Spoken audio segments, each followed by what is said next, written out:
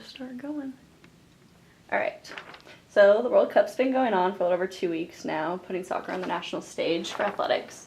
The U.S. survived the group of death and advanced to the round of 16, where they'll face Belgium on Tuesday. Can you assess U.S. play so far in the World Cup?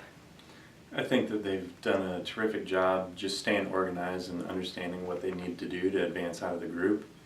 Having a coach like Jurgen Klinsmann that has so much experience both as a player and having coached Germany and done club coaching along the way is huge. He proved in the qualification process as well that he could get everybody on board and organize that way. And they've just done the job. You know, the group of death is named that way for a reason, because anybody in the group was capable of getting through, and they did the job to advance. So the organization first and foremost, but the spirit in the team has been great. Awesome. Soccer fever's spread all over the country, and people are loving this team. You kind of touched on a little bit about the coach, but can you talk about Coach Klinsmann's coaching style and what he has done to make this team so great?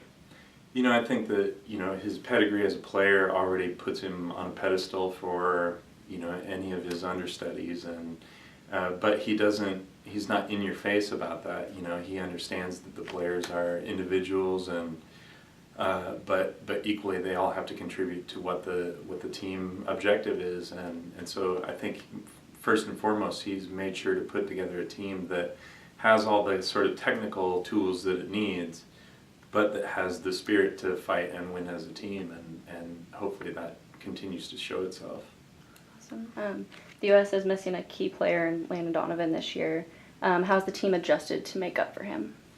You know, I think that anybody that's watched the game so far hasn't been thinking, gosh, we're greatly missing him. And of course he's a fantastic player and could contribute and has loads of experience, but the bottom line is that they're looking at this team for the individuals within it, and the individuals are showing up and shining. So it's less about, you know, thinking about what's missing than it is about just focusing on what they have and making sure that they put together the right combinations.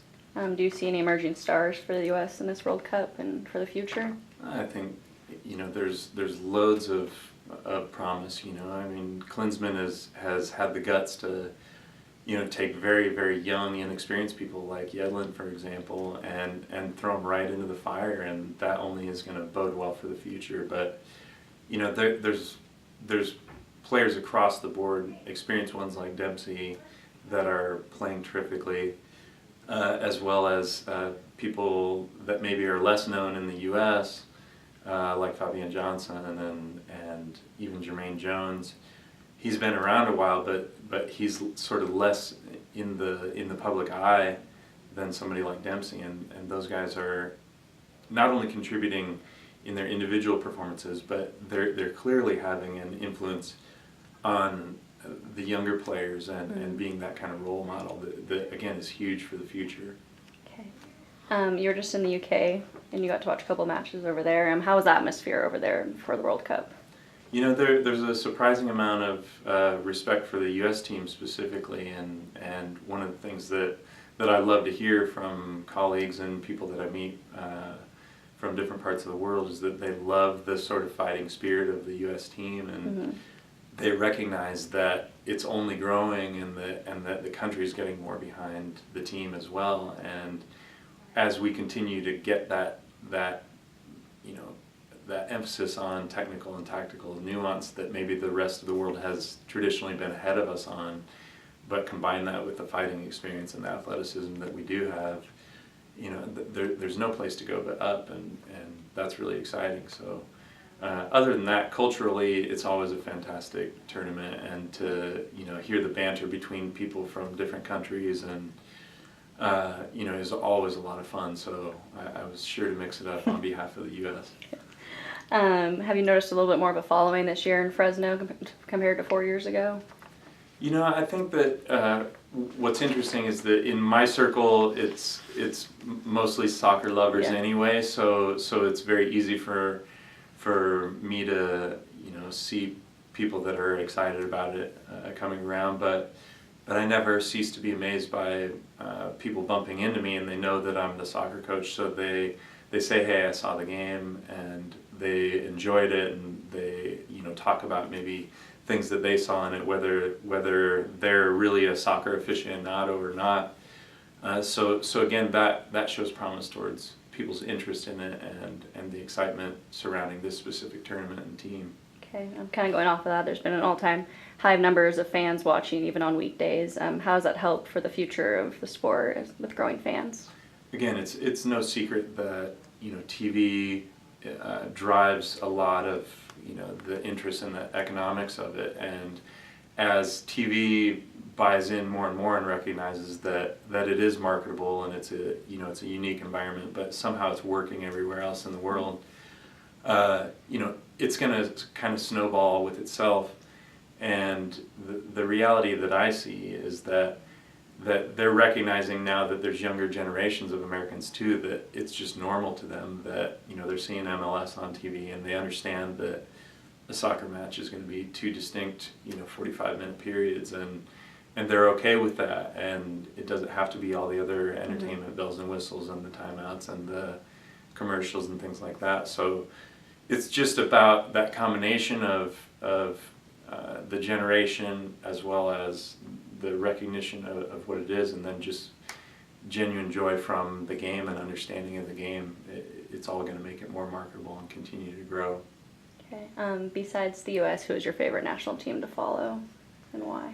It's a tough question because I just like to see the best teams and the ones that are most exciting, that are, a little bit more adventurous and things like that. But I spent some time in France playing, and so there's a little bit of the French team in my heart, as well as there's excitement from the Netherlands, and but I also love underdogs. To see a team like Costa Rica, who also represents CONCACAF, do well is really important. And I've got so many, Mexican friends and Mexican American friends that, I wanted to see Mexico continue to advance. But so I always cheer them on secretly, but I just want to see good games and exciting players and adventurous players, and that's what makes it really fun. That's great. Who do you think has a good chance to advance or possibly take it all? Of course we're hoping for a surprise because nobody really expects the U.S. to, but I believe that they can win, and I believe. There you go. The point is that as long as they stay organized and don't get rattled, they have the chance to win these games. You have to say that a team like Germany, with the experience and the talent that they do have, has a great shot at it. Brazil, I think, has grown into it a little bit, but their pressure is immense, and I have a feeling that will come back to bite them. Another South American team might be Argentina, and of course everybody would love to see magic from Messi as much as possible. So, there's too many favorites, and Holland, of course, is still in there and showed some resilience about grinding out some games. France as well. So, but I feel like the more talented teams tend to tighten up. So maybe that leaves an opportunity for a surprise from some of the other teams with less pressure.